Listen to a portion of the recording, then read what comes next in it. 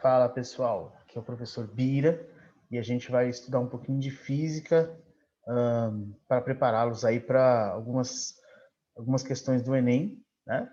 Dentro do conteúdo de física. A gente vai falar nessa primeira aula um pouco sobre as leis de Newton. Vai ser umas aulas de física bem do básico mesmo, para começar a nivelar a galera, para depois a gente ir para umas aulas mais avançadas, um pouco de física, um pouco mais trabalhosa, tá bom? Vou aqui espelhar um slide para vocês, para a gente definir algumas coisas, tá bom? Então, aqui, vamos começar nesse nosso aulão de física, né, com foco no Enem. Princípio bem básico, nível 0 de física, para leis de Newton, tá bom? Então, vamos primeiro definir aqui quais são as leis de Newton. Vamos conhecer as 3 leis de Newton. A primeira lei fala sobre o princípio da inércia. Então, no princípio da inércia, qualquer corpo que tiver em movimento ou repouso, ele tende a permanecer nesse estado, né, até que alguma outra força externa seja aplicada ou exercida sobre esse corpo, e aí essas condições são alteradas, tá bom? Na prática, na matemática, né, escrevendo de uma maneira matemática, a gente diz que as forças resultantes que atuam sobre esse corpo, elas são sempre igual a zero. Tá? Por isso que estende ao princípio da inércia. Num corpo, eu posso ter influência de várias forças. Eu tenho a influência de várias forças. E aí, quando você tem a tendência de movimento ou de repouso, essas forças resultantes, a soma de todas as forças que agem sobre o corpo, ela é igual a zero, tá bom? E aí a segunda lei, é o princípio fundamental da dinâmica, é a conhecida lei que diz que a força resultante aplicada em um corpo, ela pode ser escrita da seguinte maneira, né? A massa vezes a aceleração daquele corpo, que é a conhecida fórmula do F igual a m vezes a, tá bom? Força resultante é sempre a massa vezes a aceleração. Lembrando que força é dada em Newton, tá bom? A massa aqui é sempre em quilos e a aceleração é sempre em metros por segundo ao quadrado, tá bom? A segunda lei é a mais conhecida, é a que é mais cobrada aí também. Todas as 3 são cobradas, mas a segunda lei é aquela que aparece bastante aí nos cálculos, tá bom? A lei da inércia ela aparece muito em questões conceituais. E a terceira e última lei, né, o princípio de ação e reação, que diz que para toda força de ação existe uma força de reação contrária, né, de mesma direção e módulo. É aquela coisa que a gente sempre vê no nosso dia a dia, né, de muitas falas aí filosóficas, né, dizendo que existe a tal da lei do retorno, né, para toda ação existe uma reação. Então isso já é um conceito bastante sólido dentro da nossa sociedade, assim, né, de um outro aspecto, mas no aspecto físico é isso, né? Então, quando eu tenho uma força sendo exercida sobre um corpo, automaticamente vai ter sempre uma ação contrária, né? De mesma direção, mas direção em módulo, mas ela vai ser no sentido oposto para fazer essa compensação, ação e reação. E aí aqui, matematicamente, a gente pode escrever isso, né? Eu tenho uma força, e na ação e reação existe uma força, o sinal negativo indicando o sentido contrário, né? A reação contrária à força que está sendo exercida. E aí vamos ver aqui uns exercícios do Enem lá de 2013.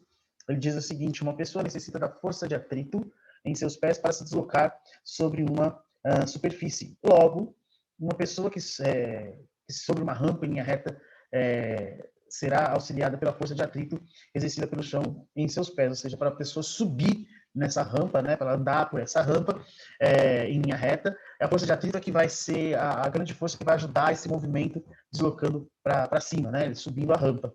Em relação ao movimento dessa pessoa, quais são as direções, né, quais são a direção e o sentido de atrito mencionada no texto? E aí dá algumas alternativas, né, alternativa A perpendicular ao plano e no mesmo sentido, paralelo ao plano no sentido contrário ao movimento, né? paralelo ao plano e no mesmo sentido do movimento, horizontal e no mesmo sentido, ou vertical e no sentido para cima. Então vamos ver como ficaria aí a imagem, né, de um rapaz aqui subindo, uma pessoa subindo a rampa, e o próprio texto menciona, né, que é a força de atrito que faz com que esse movimento de subida ocorra. Então a força de atrito, e aí o princípio da terceira lei de Newton, né, toda vez que você tem uma força, você vai ter uma força contrária ao movimento, né, que é uma força de atrito contrária a este movimento. Então aqui, como ele está querendo saber qual é a direção e sentido da força de atrito, a força de atrito, ela é sempre no sentido do movimento, porque faz com que a pessoa suba, né, e está paralelo ao plano, né, está aqui o plano inclinado, e ela está sempre paralela ao plano, tá bom? Então essa aí seria a resolução desse exercício lá do Enem, tá? Então aqui ele explorou os conceitos de forças, a terceira lei de Newton, né? Ação e reação, tá bom? Essa que ele explorou aqui. Aí eu vou pegar um exercício de uma faculdade lá do Rio Grande do Sul, para fazer a parte de continha mesmo, né? Que é a parte legal. Um bloco de massa de 10 kg está inicialmente em repouso sobre uma superfície plana e sem atrito. Durante um intervalo de tempo t, que eu não conheço, é aplicada uma força constante no bloco. Força constante no bloco. Então, eu apliquei uma força no bloco. O bloco estava em repouso, inércia, primeira lei de Newton, e eu apliquei uma força externa. Então, já vai para a segunda lei, que é da dinâmica. Eu apliquei uma força, então ocorre um movimento. Sabendo que a velocidade máxima que o bloco atinge é de 2 metros por segundo, e que o bloco percorreu uma distância de 1 metro durante esse intervalo de tempo, em que a força esteve agindo sobre ele, né? Podemos afirmar que a magnitude da força, ou seja, a grandeza da força, o valor da força aplicada no bloco é igual a... Aí vocês têm as alternativas, 2 newton, 5, 10, 20 ou 40. Para ajudar a resolver esse exercício, desenho. Então vamos lá, observar aqui um desenho que foi feito, que está tentando traduzir, ou tenta traduzir, consegue traduzir, na verdade, o que está escrito no texto. Então eu tenho um bloco, inicialmente num ponto A aqui, qualquer, ele foi deslocado de 1 metro. Então, está aqui mais escurinho, então quer dizer que ele foi deslocado de 1 metro. Ele foi deslocado graças a uma força externa que foi aplicada sobre ele. A massa do corpo são 10 quilos e a velocidade que ele atinge durante esse deslocamento é de 2 metros por segundo. Aqui ele quer saber qual é a força. Então, se eu tenho uma força sendo aplicada a um bloco, né, a um corpo, e esse corpo tem massa, eu vou me basear na segunda lei de Newton, que diz que força é massa vezes aceleração. Só que eu não tenho o valor da aceleração, eu só tenho o valor da massa e eu quero saber o valor da força. Mas para eu saber o valor da aceleração, eu tenho umas alternativas. Aqui tem um esqueminha aqui bem legal. Aí eu vou lembrar um pouco lá da cinemática, né? Velocidade. Lembra que velocidade é ΔS sobre ΔT. Isso é lá no comecinho, lá na cinemática. Quando eu tenho velocidade ΔS sobre ΔT, então eu tenho um espaço deslocado, ou no deslocamento, um espaço percorrido, sobre um determinado tempo. Então, o que eu posso tirar aqui? É que eu preciso saber qual é a aceleração. Eu não sei a aceleração, mas eu consigo chegar nela. Então, eu sei que a velocidade é 2 metros por segundo. Eu sei que o espaço deslocado aqui do objeto é de 1 metro, mas eu não sei o tempo. Então, apliquei na fórmula, substitui os valores na fórmula. 2 metros, que é a velocidade, 2 metros por segundo, que é a velocidade, e o valor de 1 metro, que é o deslocamento. Aí eu chego que o tempo que isso ocorreu foi de meio segundo. Isso já me ajuda bastante, porque lá na cinemática também eu consigo determinar a aceleração. A aceleração é sempre a variação de velocidade por tempo. A velocidade eu já tem, o tempo eu encontrei. Então agora fica fácil, né? 2 dividido por meio, 4. Né? Toda vez que eu divido por meio, eu estou multiplicando por 2. Então, a aceleração aqui está dando 4. Tá fácil agora de aplicar a segunda lei de Newton? Moleza. Então, eu consigo agora achar a força resultante nesse bloco, porque eu sei o valor da massa e sei agora o valor da aceleração. Tá? Então, a força é 10 vezes 4, que dá 40 newton. Então, a resposta para esse exercício, 40 newton. Mais um exercício lá do sul. Aplicando uma força de 20 newton a um corpo de massa igual a m, ele aplica, né, essa força. O corpo desloca-se em linha reta com velocidade que aumenta 10 metros por segundo a cada 2 segundos. Então, ele fala qual é a velocidade e fala qual é o tempo. Ele quer saber o valor em quilos dessa massa.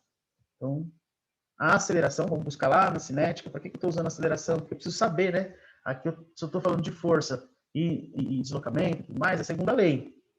Só que eu tenho a força, né? Força, massa vezes aceleração.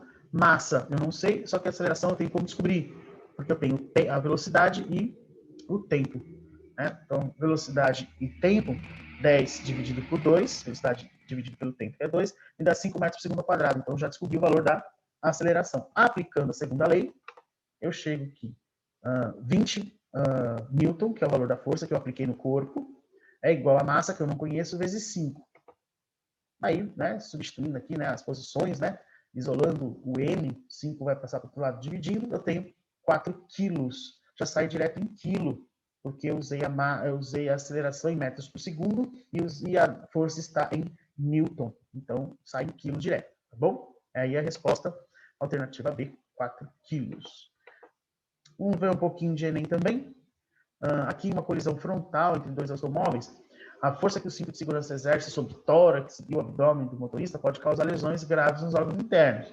Então, aqui a gente já está usando uma aplicação bem prática, né? O Enem tem essa característica, né, de contextualizar legal a aplicação dos conceitos de física.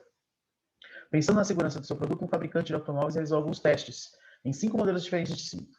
Os testes simularam uma colisão de 0,30 segundos de duração, e os bonecos que representavam os ocupantes foram equipados com acelerômetros. Esse equipamento registra o módulo de desaceleração do boneco, no caso, em função do tempo. Os parâmetros como massa dos bonecos, dimensões dos cintos, velocidade, antes e após o impacto, foram os mesmos para todos os testes. Então, aqui existe uma referência, uma padronização para poder chegar num valor. O resultado final foi dado e apresentado neste gráfico. Então, vamos lá dar uma olhada nesse gráfico. Esse gráfico ele mostra o seguinte, ele mostra aqui no eixo Y os valores de aceleração em metros por segundo ao quadrado e o tempo, né, até 0,30 segundos, né? Eles fizeram os testes. E aí apareceram várias curvas, né, com picos de aceleração, tá? Então, aqui eu tenho picos de aceleração e aqui eu tenho uma legenda das amostras, né? Cinto 1, 2, 3, 4 e 5. A pergunta é, qual modelo de cinto oferece menor risco de lesão? Então, vamos tentar entender o que está acontecendo. A pessoa está lá no carro, o carro entra em movimento e, por alguma razão, freia. Então, dentro do carro, observando dentro do carro, né, com o olhar de dentro do carro, você está parado. Você está em repouso. Primeira lei. Por alguma razão, alguma força externa faz com que o carro seja freado lá e aí vai te jogar vai te projetar para frente. Então você vai sair do repouso e vai para a segunda lei, que é a da dinâmica. Alguma força exercida sobre o seu corpo fez com que você fosse projetado para frente. Só que o cinto de segurança ele faz com que você fique grudado ao banco. Então, ele impede que esse deslocamento, né, essa força, te projete para fora do carro. Contudo, existe uma força, né? Aí, ação e reação, uma força te joga para fora, mas tem o cinto que te segura, que te prende. E é essa força que vai fazer com que você fique preso e possa sofrer algumas lesões. E aqui a aplicação de segunda lei de Newton, força, massa vezes aceleração. Toda vez que aí é uma relação direta, né? À medida que eu aumento a aceleração, eu aumento também o valor da força resultante, que a massa continua a mesma. Tanto que ele menciona no texto, né? A massa permanece a mesma para todos os testes. Então, aquele pico de aceleração, né, que for menor, eu vou ter uma força atuante menor. Então, o risco de uma lesão também cai. Quanto menor essa força, né, que o cinto vai exercer, melhor. Então, a aceleração tem que ser menor. Então, olhando o gráfico, o que eu vejo? Eu vou procurar os picos de aceleração. Aquela curva que apresentar o menor pico de aceleração, ou seja, o menor valor de aceleração, é a curva do cinto que dá uma proteção melhor, que faz com que tenha uma lesão menor, né? Corra o risco de uma lesão bem menor, tá bom? E aqui, observando o gráfico, a gente vê esta curva aqui, ó, sendo a menor de todas, né? O pico menor de todos, que é a curva do cinto 2, tá bom? Aí a aplicação, né? Novamente, para lembrar, força, massa, vezes aceleração, e aí eu sinto 2, tá bom? É isso o que eu tinha para apresentar para vocês sobre leis de Newton. Primeira, segunda leis, bem simples, bem rapidinho, sem muito detalhe. E aí, à medida que a gente vai caminhando na física, na dinâmica, na cinemática, na mecânica, né? De uma maneira geral, a gente vai aplicando em outras situações mais complexas, mas isso a gente vai caminhando aos poucos, tá bom? É isso, gente. Brigadão, espero ter ajudado vocês aí. Um abraço a todos.